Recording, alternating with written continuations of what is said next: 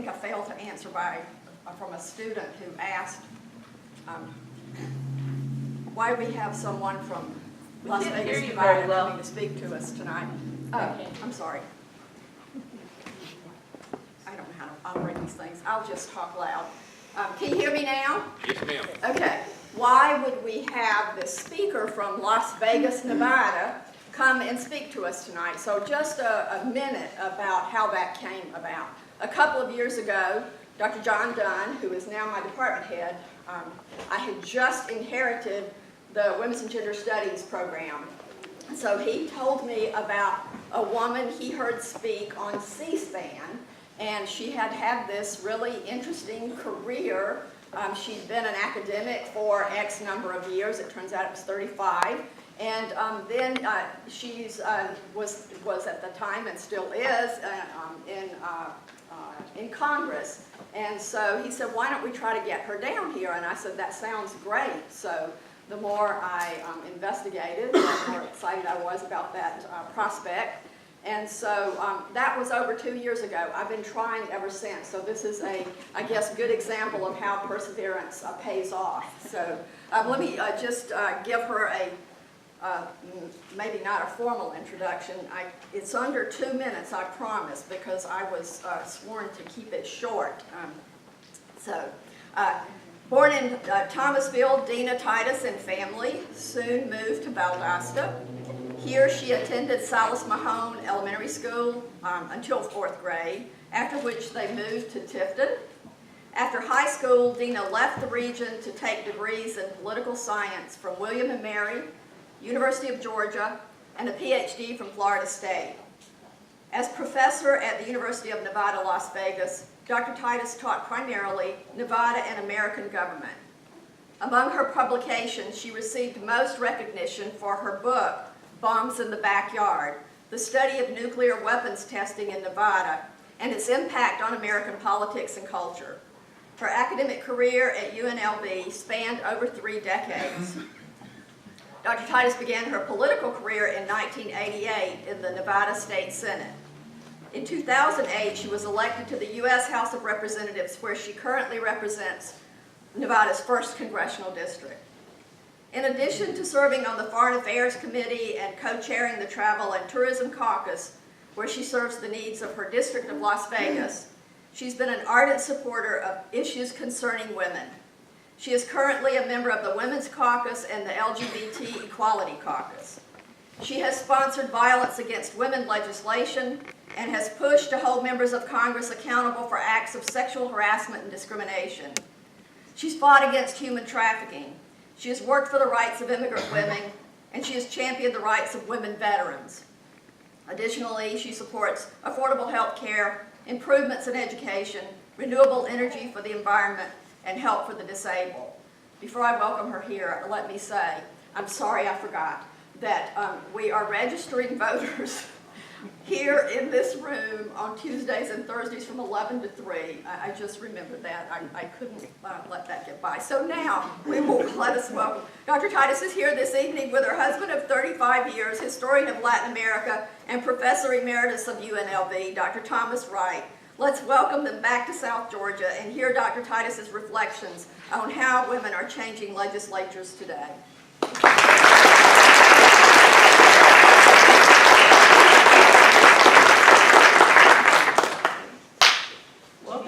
Thank you very much, Professor Oglesby. You know, that's a very kind introduction. I used to think of myself as a young Turk, and you hear something like that, sounds like I've been around a long time. I'm getting to be an old hand at this, I guess. But anyway, it's especially nice to be back on campus. I miss teaching, and I was able to be in a classroom earlier today, and I always enjoy interacting with my colleagues on the faculty and with students. I especially want to thank Professor Oglesby for all she did in persevering and putting together this wonderful visit. And I want to commend to you her acclaimed book on Georgia writer Cora Harris. You know, the work that women's studies programs do across this country is just so important, because not only does it discover and preserve and analyze the work of previous women, but you educate and you empower and you inspire young women today to become the change agents of the future. So I thank you for that. You heard my husband is a Latin American historian. He thinks what I do is gringo politics, but he also had a very nice time meeting with some of your faculty and students in a class this afternoon, so we both very much appreciate your hospitality. It's also nice to be back in the Deep South. This is home to me. You heard I went to Salis Mahone Elementary School. My grandfather had a restaurant right on the square across from the courthouse for many years, and I think that's kind of how I got started in politics. The politicians would come over, sit at the back table, drink coffee, and tell lies, and that was kind of my introduction, so it seemed to stick with me. You know, this is home. I grew up here. I was educated here. I miss the boiled peanuts and the grits and people who just speak to you on the street, whether they know you or not. But I realized that had I stayed in Georgia, I wouldn't have been able to accomplish what I have, because it's still very traditional, very institutionalized, very hidebound in a lot of ways. And my district in Las Vegas, in fact all of Nevada, is still pretty much a frontier. It is wide open and affords a lot of opportunity. Now I'm hoping that some of you have been to my district of Las Vegas, and if you haven't, that you will come and visit. I can assure you it is a most unusual place to represent. If you land in the airport, you're in my district, and it includes all of the Strip and downtown. It's the most ethnically diverse district in Nevada. We have the state's largest employer, MGM Grand, and the smallest, a taco truck. We also have a roller coaster on top of a 120-story building. We have a parachute group called the Flying Elvi. We have replicas of the Doge Palace, the Grand Pyramids, the Eiffel Tower, and the Statue of Liberty. And if you fall in love while you're there, you can get married at a drive-through wedding chapel with a mechanical arm that throws rice on your windshield. I say that my local office is kind of like the movie Hangover. You just never know what's going to walk in that door. And just about everything does. But it's a fascinating place to represent. Nevada's attitude towards women is part of this unusual kind of culture that we have in Las Vegas. We're very schizophrenic about women. On the one hand, we glamorize showgirls with feathers and sequins. We're also the only state in the union where you have legalized brothels. But at the same time, we rank in the top 5 consistently for the percentage of women who are in the state legislature. And this time, we are set to perhaps make history by electing a women majority legislature. So what is happening in Nevada is kind of typical of what is happening around the country, and that's what I wanted to talk to you a little bit about tonight. You know, you wonder, how did this happen? This year of the woman that we're experiencing here in 2018. So I'd like to just take a step back a minute and look at the evolution of the role of women, and also the way we have studied and recognized that role over time. If you'll indulge me for just a few minutes, you think about scholars initially who looked at famous women. What they did was usually look at the man and the woman behind the man. You can see this in the example of the studies of Abigail Adams, who was a very powerful woman, but it's usually in relation to her husband, who was crafting the new government, that she is judged. You'll recall, as he was going off to Washington to write one of the founding papers, she said, "Now don't forget about the ladies." So this is the woman behind the man. That evolved, and the next kind of phase that we looked at the contribution of women was, yeah, they could do some things like men, but they were really anomalies. It was really unusual. You can think about Amelia Earhart. Yes, she flew, but it was a little unusual that she would do this, not an ordinary thing.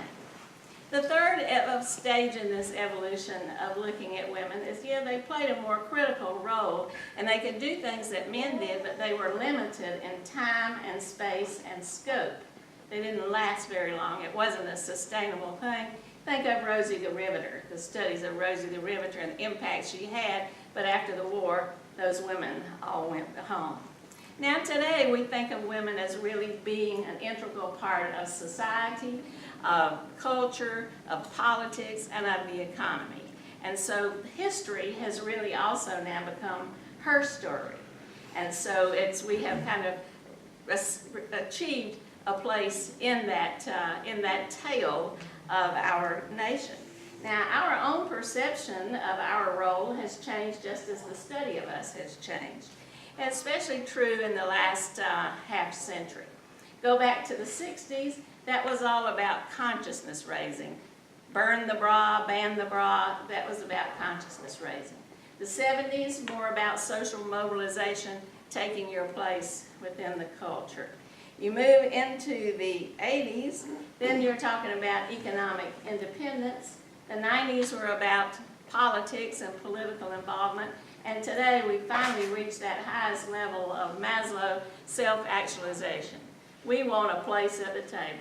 We want our voices heard, our needs met, our talents recognized, and our accomplishments rewarded.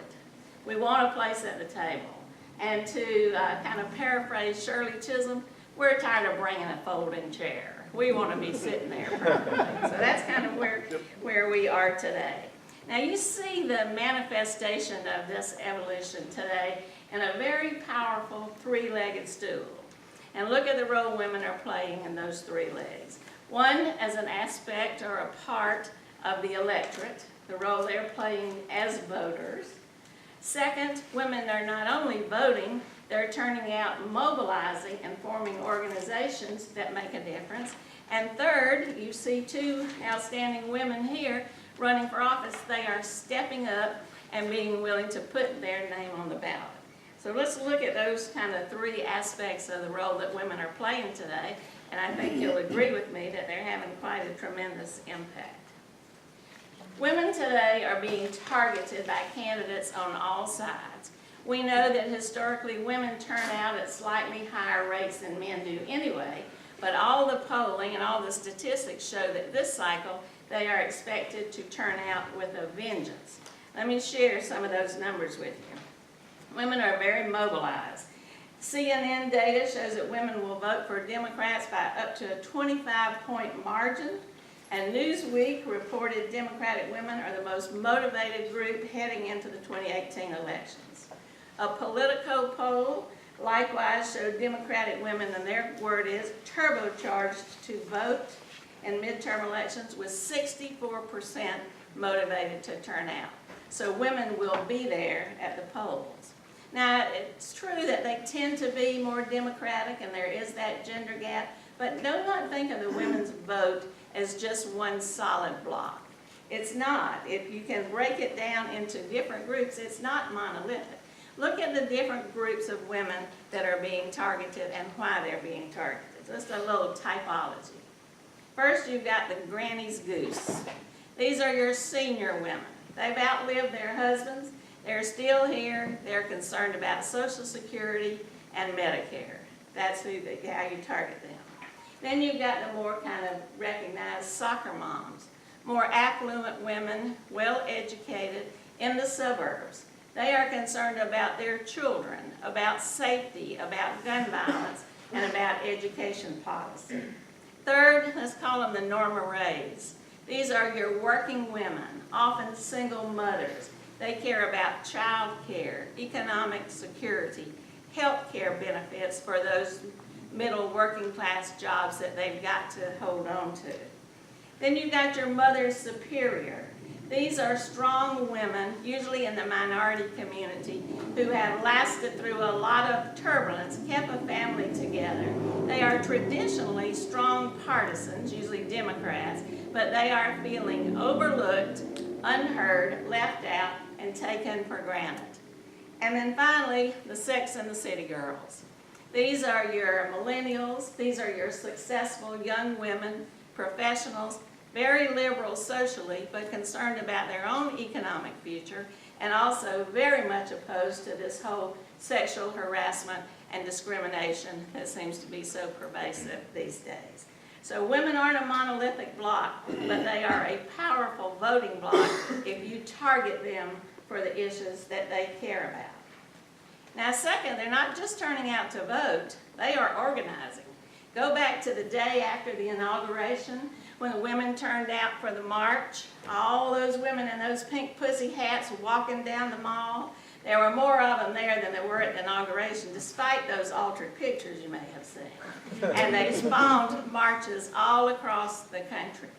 Many people thought that wouldn't be sustainable. It would be a one-shot deal and it would be over. But that is not the case. They have evolved into different organizations that are working on a whole range of issues.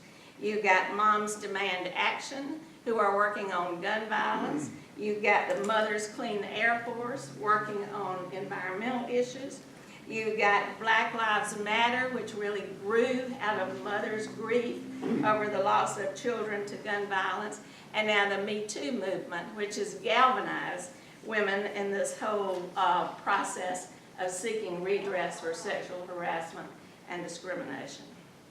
So they're voting, they're organizing, and in record numbers they are signing up to run for office. You know, in a given year, Emily's List, the group that helps women run for office, says that they hear from about 900 women on average who are interested in running and who ask for assistance. In this cycle, not 900, 40,000 women contacted Emily's List.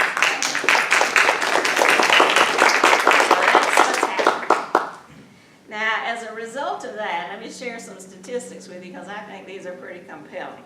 We are set to elect as many as 100 women to the House. This will shatter the record that was set in 1992. That will be 30 to 40 new women as part of the membership of the House, 30 to 40. The highest number in 92 was 24. Now this is being pretty much pushed by the Democratic Party.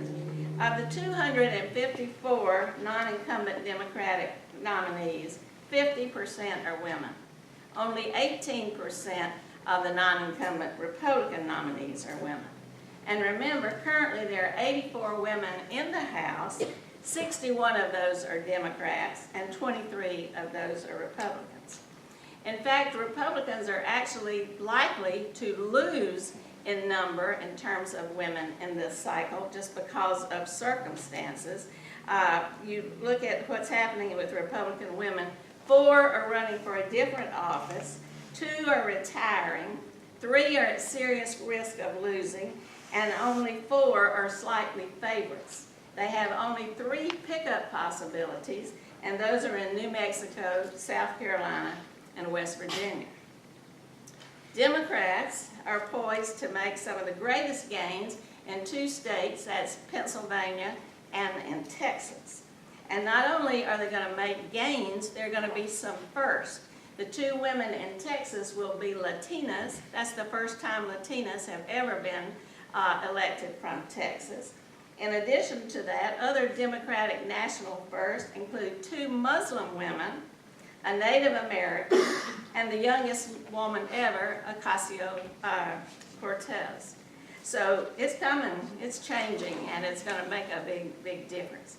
Similar things are happening in gubernatorial elections across the country, including here in Georgia with Stacey Abrams running strong. You've got a transgender woman who won the primary and is running in New Hampshire, and you've got a lesbian Latina running for governor in Texas.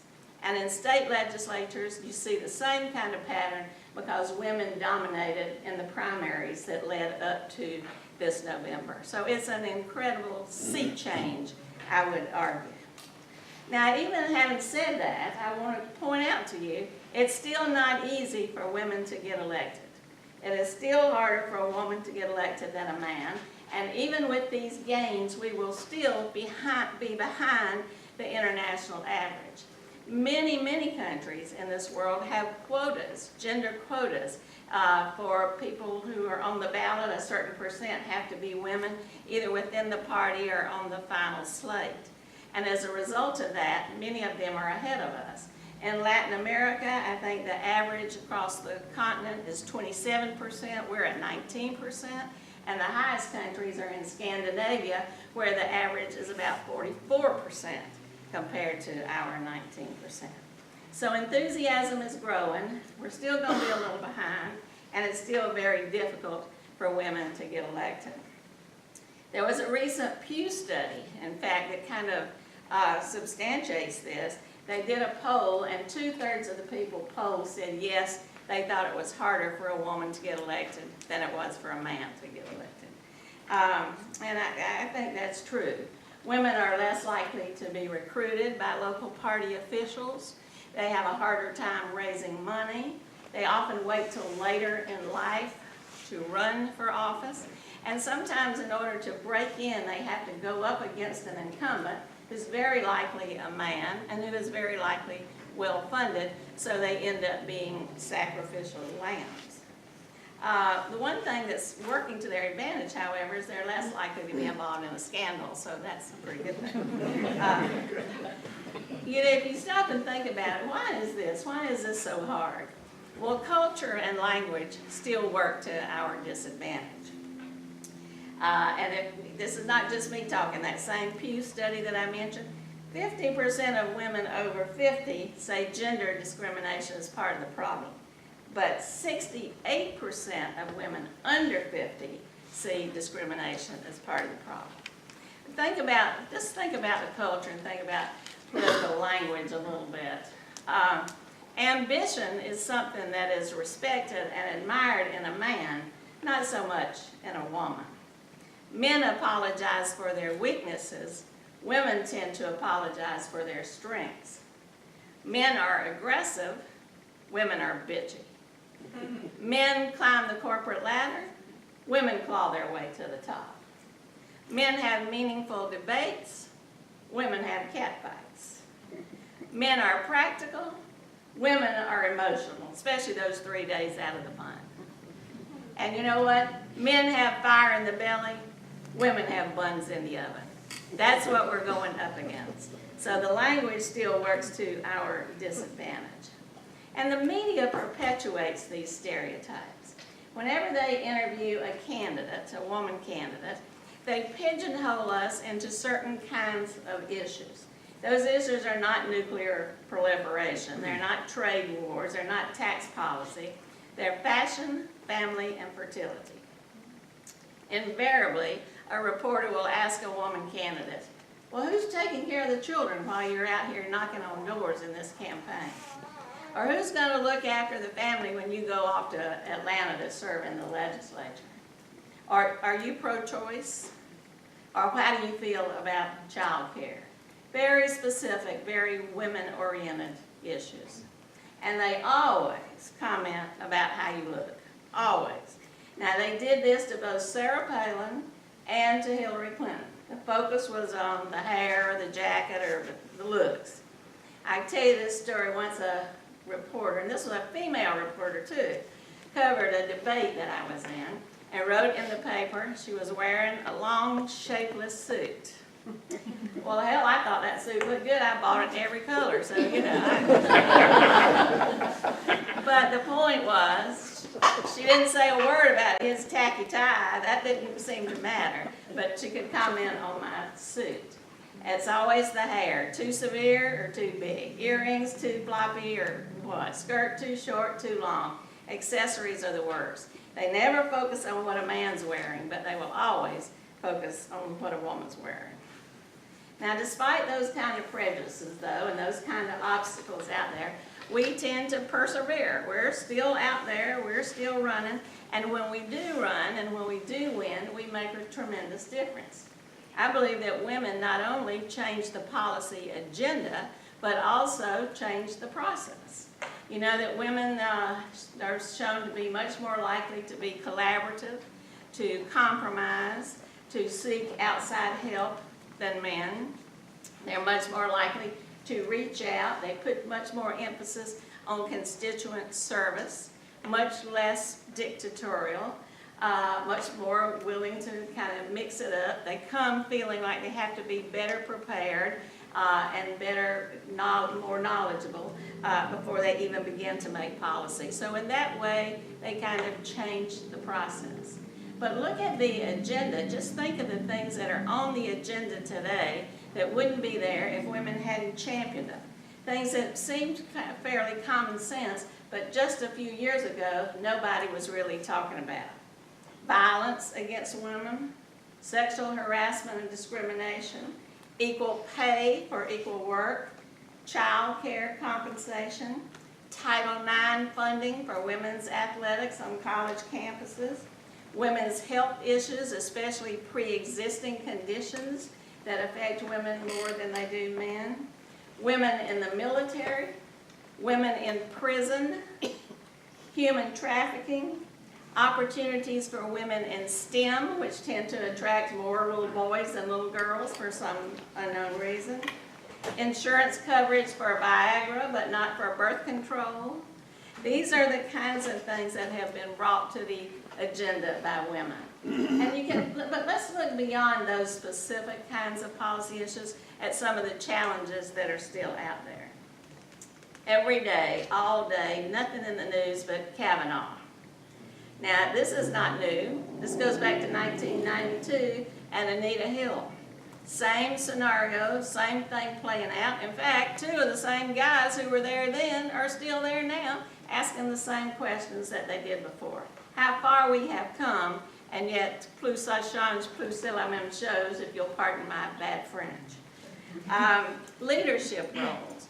More women are getting elected, but it is hard for women to move into leadership positions, whether that's the head of the party, or whether it's the national nominee, or whether it's a committee chairmanship. Now, Nancy Pelosi, as head of the Democrats in the House, is an exception to that, but they're wanting to get rid of her now, and the primary reason that they're offering is because she's just too old. I don't hear them saying McConnell is just too old, but that's the way it is. And then finally, let me share this with you. Despite all the scandals that we have had in Congress, where members of Congress themselves have been found guilty of sexual harassment and discrimination, we have passed a bill out of the House saying just this: you can't use taxpayer dollars to pay off a claim, and we can't even get that passed out of the Senate. I mean, this is crazy. Tell me how far we have come. So I'm an optimist, though. I like to think that we have come a long way, baby. We are getting elected to office. We've won gold medals. We've flown in space. We've led combat missions. We've formed companies. We live now a lot longer than we did 50 years ago. So we have come a long, long way. In fact, one of my favorite quotes, this is how far we've come. This is from Emily Post, who gave young women this advice. Do not swing your arms as though they're dangling robes. Do not switch yourself this way and that while walking down the street. Do not shout, and do not ever smoke a cigarette while wearing your bridle wrap. So yes, we have come a long way, but we've got a long way to go. Thank you very much.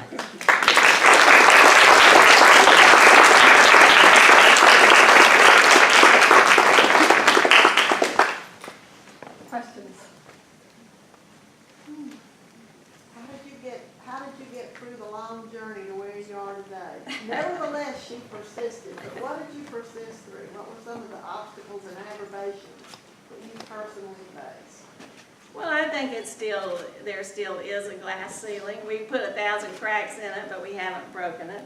But you just have to make up your mind that this is what you want to do, and against all odds you're determined to do it, and figure that the reward at the end is worth the trip. Some people ask me, how can you stand to be back there? You know, it's so awful in Washington, it's so partisan, and nothing's getting done. And that's true. You know, Congress has a terrible approval rating. We're like at 90%. And that includes my mother, who thinks I'm doing a good job, but not necessarily anybody else. But, you know, you think that you'd rather be in the fight than on the sidelines. And then when you help somebody and somebody comes up to you and says, oh, you helped me save my house, or you got my VA benefits after 20 years of fighting them, you know, that makes it really all worthwhile. So I get really frustrated when I write my representatives and senators, and it seems like they don't read anything I write them, and I just get a form letter back. What's it like from your perspective? What's the best way we can reach our elected officials? Well, I would always encourage you to reach out, whether it is on email or telephone calls or sending letters. We try to answer all of the ones that come to our office. Some offices do better than others do, but that shouldn't discourage you from making your opinion heard. I go home just about every weekend to Las Vegas to stay connected to my constituents. Nothing much is happening in Washington. I want to be able to see folks and help however I can, so I go home. A lot of people go to Washington kind of forget where they came from, and then usually those don't stay around too long. But I would say always write, but there are lots of opportunities for participation now, whether it is attending a rally or registering voters. You know, you find the way that you can be the most useful and feel like you're making a contribution, and don't ever stop doing that. Kind of obvious question, but like, why is it important that women vote? Why is it important that women participate in politics? And why is it important that they go and they become elected officials? Well, I think it's important for everybody to participate in politics, but you know, President Obama said elections have consequences, and that's a simple fact, but it is absolutely true. I've said many, many times as I've campaigned over the years, this is the most important election of your lifetime. Well, I think this may be really the most important election of your lifetime. I think women need to participate because they are the change agents. If they are involved, they will change the system, and it can only be changed for the better. If they are not involved, you are leaving out a big part of the population and losing access to the talent and knowledge that they can bring to the process. And right now, so many issues are on the front of the agenda that affect their lives that they absolutely need to be engaged in them. Whether it is harassment or violence or health care, those are things that are very immediate, up close and personal, that they need to be involved in.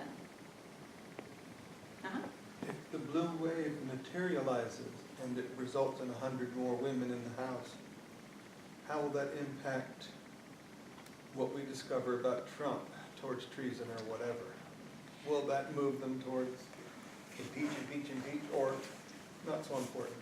I think that right now the Democratic message is that Mueller needs to finish his investigation, and it will be a fool's errand for the House to move to impeach if the Democrats don't take the Senate, because you got to get 2/3 of the Senate to remove them from office. I do think, though, that if the Democrats take the House, and it looks very likely that they will, you will see more investigation of different aspects of the administration.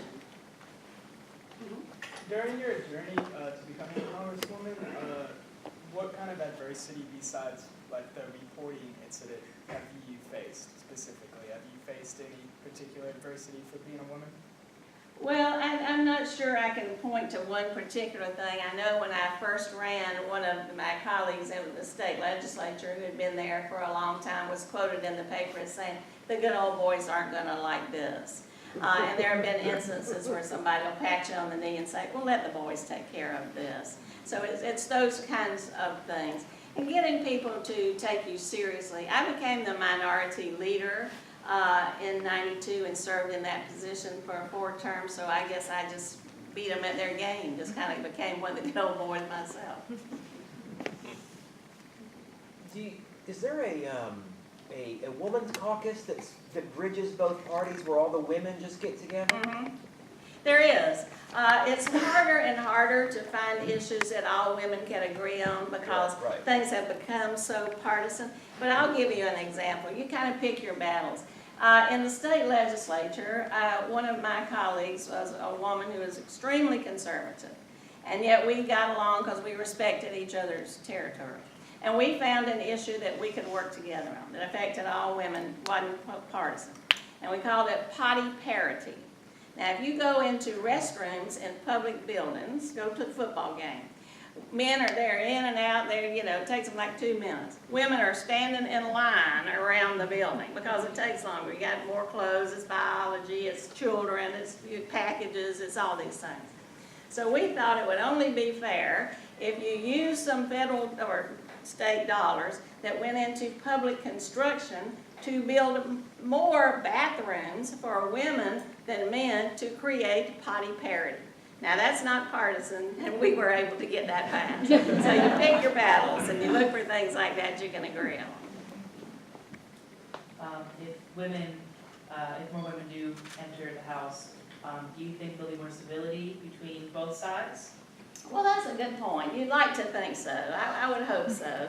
You know, things have degenerated pretty far in terms of people getting along. That's one of the things they say about Congress, is that people don't interact on a personal level anymore. It's not just about the gerrymandering that has pushed people to the extremes of their parties. It's people either go home, or they don't play bridge together, their children don't go to church together, they don't interact socially, because you can fight on an issue and then still be friends. There's not much of that anymore, so there's not a lot of just personal public discourse. Maybe if we got along more and we did more of those kind of social things, it would translate into better policy making, because it wouldn't be so hostile. And maybe women can help with that, exactly. I have one more. This is a non-gendered question. Okay. Is your district the one where the mass shooting Yes. happened, and what was being a congressperson from that district like when that happened? It was just the worst thing you can imagine. Not only was the shooting in my district, 58 people killed. Right. The main hospitals were in the district, the fusion center where all the logistics are in the district. It was all right there. And our office wanted to be helpful without being intrusive. Wanted to be sympathetic without looking political. So it's a hard line to evolve. After that, I introduced legislation to do away with bump stocks. Bump stocks are those devices that you put on a rifle to make it work like an automatic rifle. The NRA doesn't support bump stocks. In fact, they don't like them because they're not safe for the person who's shooting the gun. They can backfire on that person. But they absolutely oppose having legislation to eliminate bump stocks. And so it will almost be 1 year, October 1, and nothing has been done in terms of gun violence prevention. Now, I'm a member of the Gun Violence Prevention Caucus. I grew up in the South. Daddy went bird hunting, deer hunting, guns all around. I own a gun. But I think it's a long way from saying you want to do away with the Second Amendment to you don't need bump stocks to go out and shoot a deer. But the NRA has been very powerful in stopping that, and not one piece of legislation, no background checks, no automatic weapons, no multiple ammunition charges, nothing has passed as a result of it. And it's very hard to go back and tell those families, we can't even get rid of bump stocks. Yeah. Mm-hmm. I know it's state legislature, but is it Dennis Hoff who's running in your area for the state legislature? Yes. Okay. He's not in my area, but he is in rural Nevada. This is a person who owns a brothel, is running for the state legislature. This is not something that Nevada needs to be proud of, I can tell you. Okay, and I was just curious what kind of an impact, I mean, you know, there's been so much backlash already with the Me Too movement and women, and now you have someone running, you know, who supports this kind of, already has, I think, an assault case, now there's an investigation going on, but it seems like there's a lot of energy behind his campaign, he's got quite a bit of money. Well, it is rural Nevada, after all. They had an initiative, they have kept several over the years to do away with brothels. We're the only state in the union, like I said, that has legalized brothels. They can't seem to pass it in rural Nevada. It's a source of revenue for the local government there. And so it would not surprise me. He's running, he's a big supporter of the president. He is running as a Republican. That's a strong Republican area in the state. And it wouldn't surprise me to see him get elected to the state legislature. And that will certainly not help the image that Nevada has national. Okay, one more. So you see now more and more people run just for one issue. Mhm. Do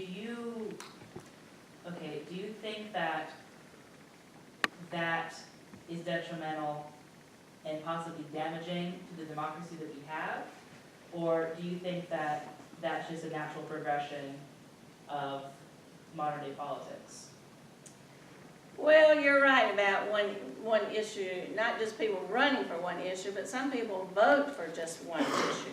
You know, if maybe it's choice, maybe that's the one issue they care about, and you can agree with them on everything else, but if you disagree with them on that, that's the litmus test and they won't support you. Or maybe it's the gun issue. You know, that to me is kind of self-indulgent. You know, nobody just deals with one issue in life or one issue on a political agenda. You have to deal with all of those things. But you're right, if that's the only thing you care about and you lock yourself into that position, then you're not likely to compromise. You're not likely to be responsive to other things, and so people then get more and more polarized, or the term they're using now is tribal. And that's probably not good for the democratic process. You mentioned Nancy Pelosi earlier with regard to an intra-party fight. Uh-huh. I think it's a woman's issue too, primarily. She has mentioned very controversially that abortion, pro-choice should not be on the Democratic platform in the coming election cycle. Has she come off of that? Is that a fight waiting to happen? The Democratic Party has some we've always been a big tent. The Republican Party used to be much more homogenic, and now it's got some divisions. We've always had divisions, and you see that today in the more traditional establishment Democrats versus the new, some of them even call themselves Democratic Socialists. But the emphasis that the party is trying to say is there are certain basic principles that we all believe in, but you need to talk about the issues that relate to your district. So there are pro-choice and anti-choice Democrats who are running as Democrats and who are a member of the caucus. You've got what they call the blue dogs. Those are more moderate Democrats. You got the yellow dogs. They'll vote for a yellow dog if it's a Democrat. You've got new Democrats who are more pro-business. You've got the progressives who are much more liberal. So you've got a number of different factions, but there's no set rule that if, depending on what your position is on abortion, you can't run as a Democrat. And Pelosi has tried to walk that line.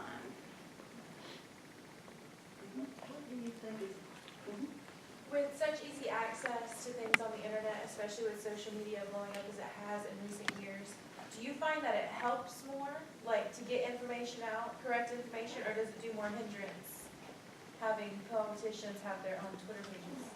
Oh my goodness.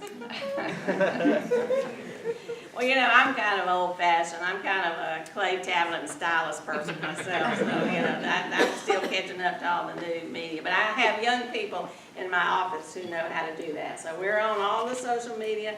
We do the Twitter. My problem is I tend to want to correct it for grammar and, you know, and forget that. And punctuation, nobody knows what a semicolon is. It's I heart something. So social media is great for getting out information in a hurry, but it also gets out so much false information. And then you can't counter it because you don't know who sent it, for one thing, so nobody has to be held accountable. And second, if you try to counter it, you're reacting, and somebody says, oh, but I saw that on the news feed, or oh, I saw that on YouTube, or, you know, it becomes fact once it gets out there.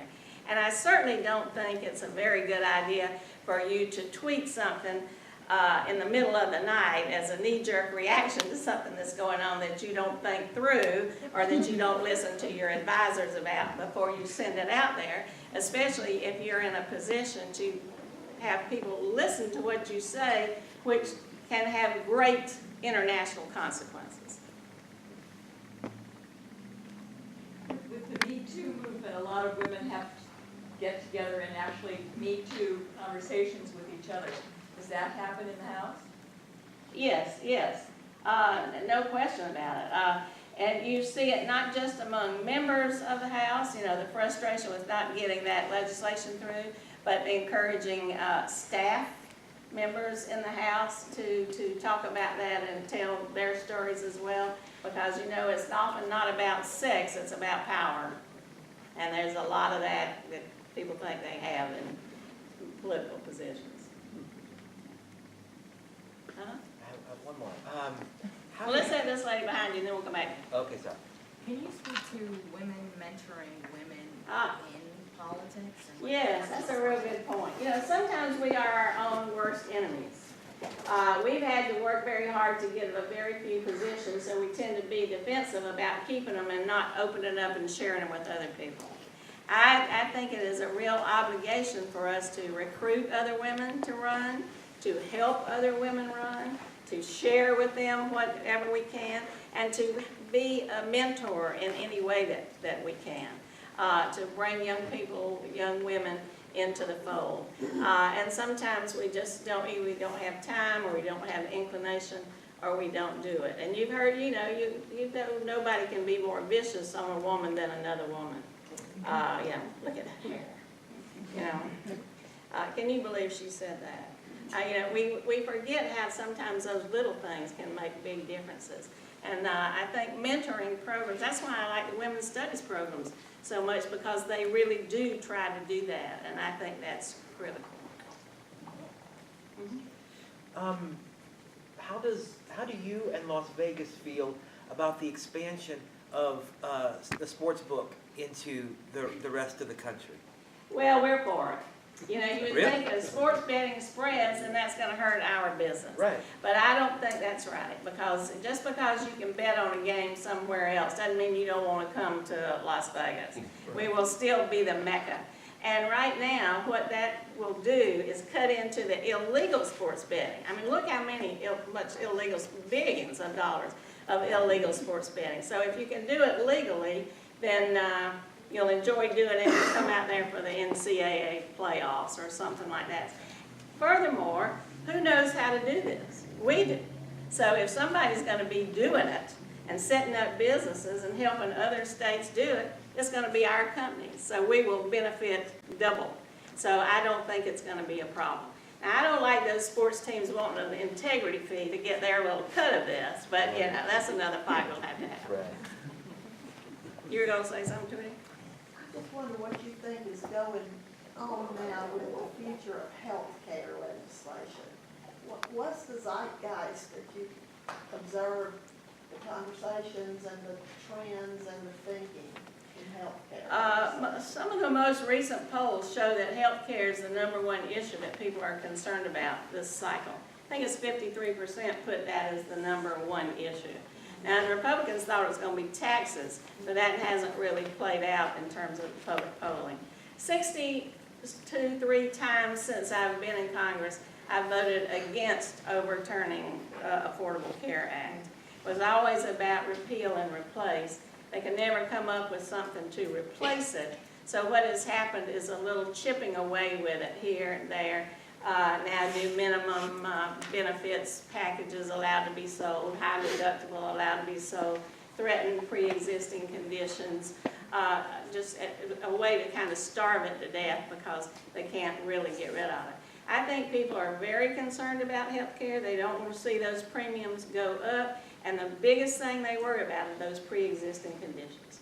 I don't know anybody of any party anywhere who doesn't think insurance companies should cover pre-existing conditions. I mean, why do you have insurance if it's not to take care of you when you're sick, or if they want to cut you off when you need them? So people tend to agree with that. It's interesting, when I first voted for Obamacare, people hated it. They just hated it. They said, we don't want government interfering with our health care, but don't touch my Medicare. You know, it wasn't kind of a rational thing. And there was this one lady who was worried about the so-called death panels, which was a kind of a misinformation thing. She wore a pink t-shirt. She followed me everywhere I went, and on that shirt it said, "I'm the grandmother you want to kill." Now, by the time it was over, I was kind of ready. But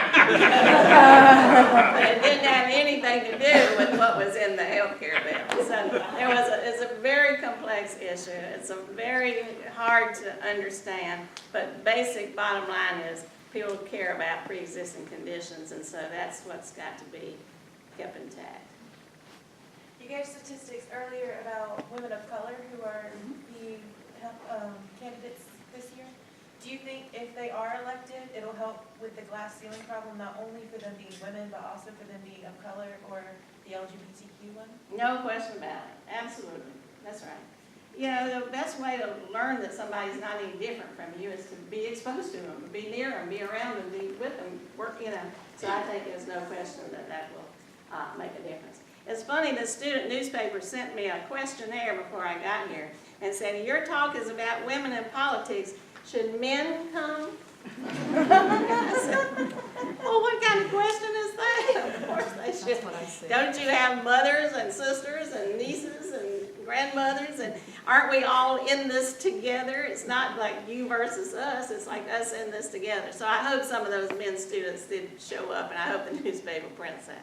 I think Professor Oglesby has given me the hook over here, but thank you very much. You've been very kind.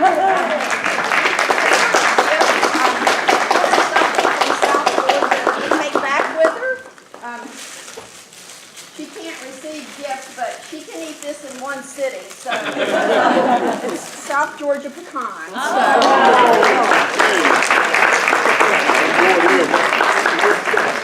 Well, this is fabulous. Thank you. And I would invite any of you to come and see me in Las Vegas or in Washington. My office is easy to find. We have a cardboard cutout of Elvis outside the door.